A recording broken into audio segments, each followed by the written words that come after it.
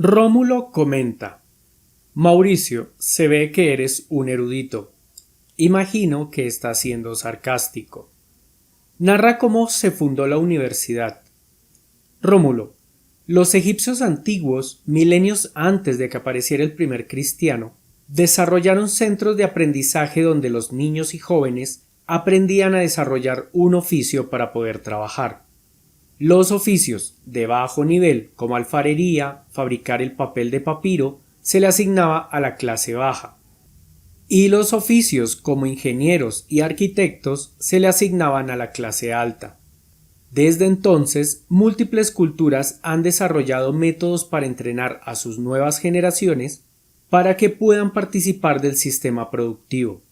Culturas como las que creían en el dios Zeus, culturas como las que creían en el dios Júpiter, culturas que creían en el dios Yahvé, en Alá, en Ahura Mazda, Ganesha, Krishna, culturas politeístas, monoteístas, deístas.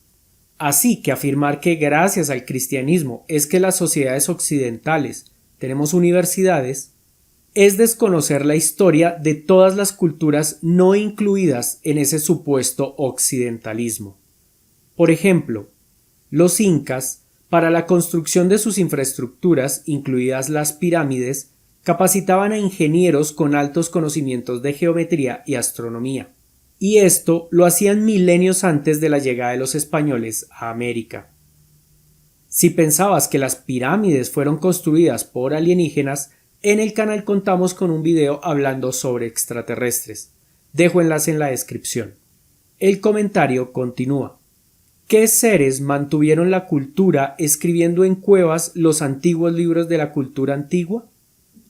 Rómulo: se cuenta con hallazgos arqueológicos con más de 5.000 años de antigüedad de escritura, tanto en Mesopotamia como en Egipto.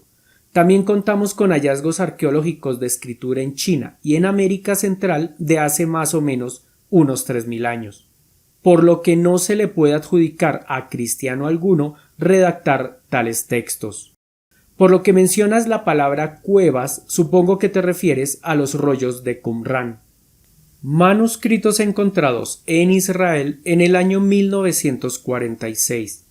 Pero lamento decirte que la gran mayoría de esos textos son anteriores incluso al nacimiento de tu supuesto Jesús el Cristo, y por lógica no pudieron ser ni escritos ni guardados por cristiano alguno. Lo que sí sabemos que los cristianos hicieron fue en el año 415 incendiar la Universidad de Alejandría, llamada Museion, y asesinar a su directora Hipatia, actos no muy acordes de parte de los cristianos con lo que tú me estás escribiendo. Para quien quiera saber más de Hipatia y su asesinato por parte de los cristianos, hay una película de 2009 llamada Ágora. Dejo enlace en la descripción a la información.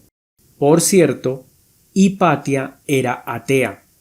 Esto para quienes dicen que eso del ateísmo es una invención posmoderna que está de moda entre los adolescentes rebeldes. El comentario continúa. ¿Qué ignorantes religiosos son padres de la genética, del método científico, inventaron la cámara fotográfica? Rómulo: creo que ya entiendo qué me quieres decir.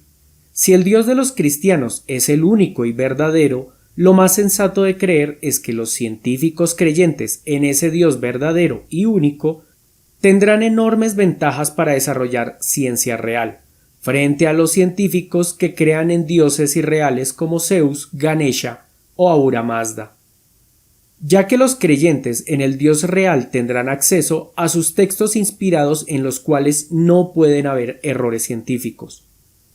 Incluso al ser el Dios de los cristianos personal, este podría responderle dudas a cada uno de estos creyentes científicos cuando éstos lo solicitaran.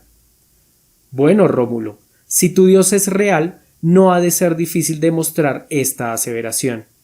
En el año 240 antes del nacimiento del supuesto Jesús el Cristo, Eratóstenes logró medir la circunferencia de la Tierra con un error menor al 1%. ¿Acaso Eratóstenes creía en el Dios de los cristianos?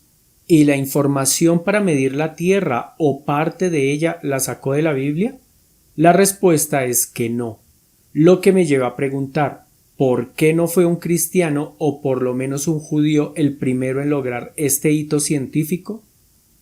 Claro, podrías decir que para esa época aún no existían los cristianos y por ello Dios no ayudaba a nadie. Que todos esos logros fueron pura casualidad. Alrededor del año 825 en la ciudad de Bagdad, un caballero con nombre latinizado Algoritmi logró desarrollar una fórmula que resuelve ecuaciones algebraicas de primer y segundo nivel.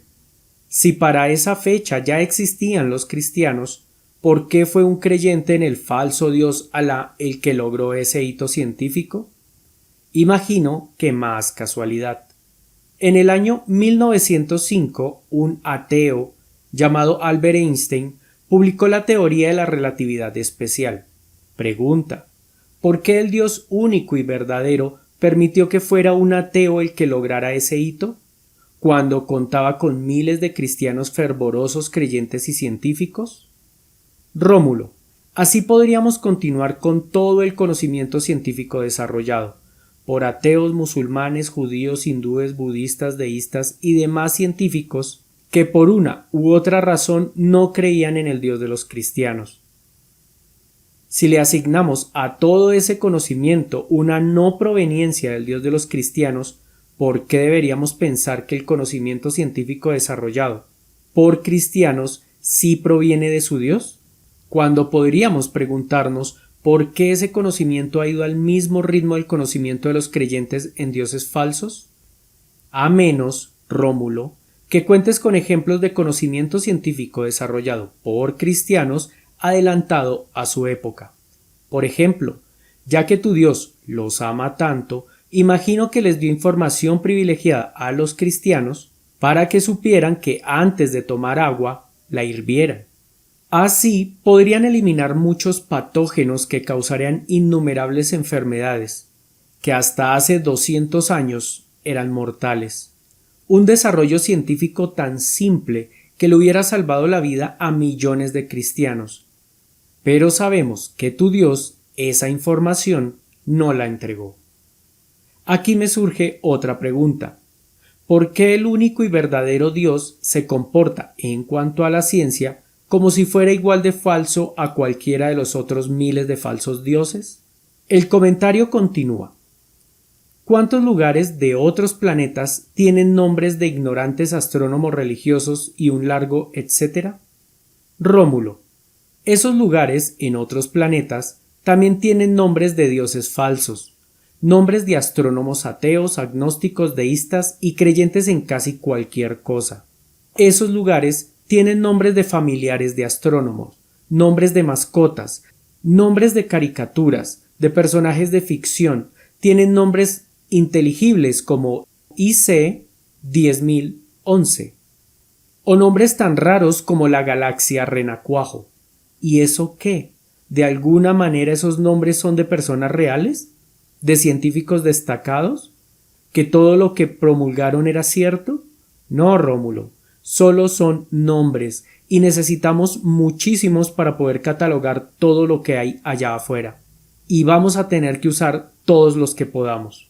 Por último, Rómulo, te invito a ti y a todos los espectadores visitar nuestro nuevo canal Pensar Mejor, donde subimos hace poco un video hablando sobre el bienestar que nos dan las cosas naturales, o sea, las cosas creadas por Dios, contrastado con el bienestar que nos brindan las cosas artificiales, o sea, las cosas que nuestra especie ha desarrollado a través de su conocimiento científico.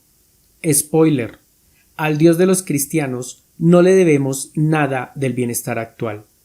En la descripción dejamos enlace al video.